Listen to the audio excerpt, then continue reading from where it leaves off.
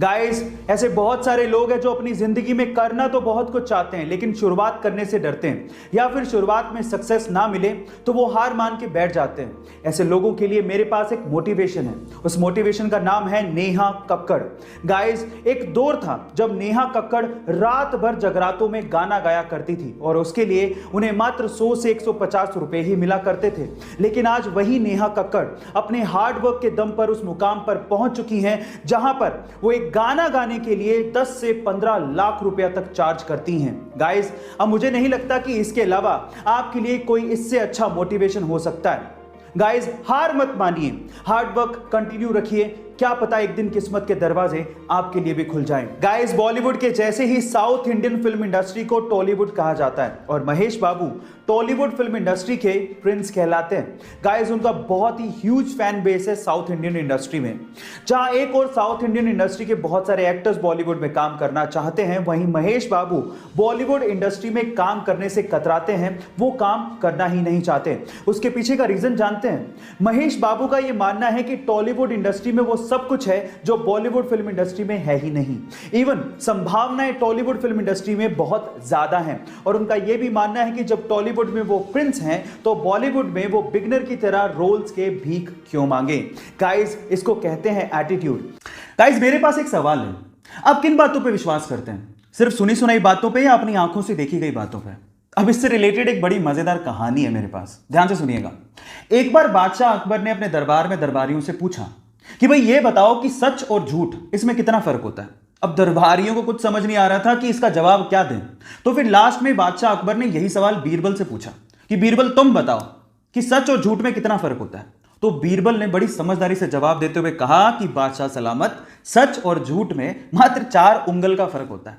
तो बादशाह सलामत मुस्कुराने लगे। अब ये देखते हुए जो दरबारी बीरबल के खिलाफ अकबर के कान भरा करते थे, वो कहते कि ये क्या जवाब हुआ, ये तो सच नहीं है। तो फिर अकबर ने कहा कि तुम गलत प्रूव करके दिखाओ बीरबल को। तो वो चुप हो गए। तो फिर उन्होंने बीरबल को कहा कि तुमने जो भी जवाब दिया उसका स्पष्टीकरण दो, ढंग से बताओ।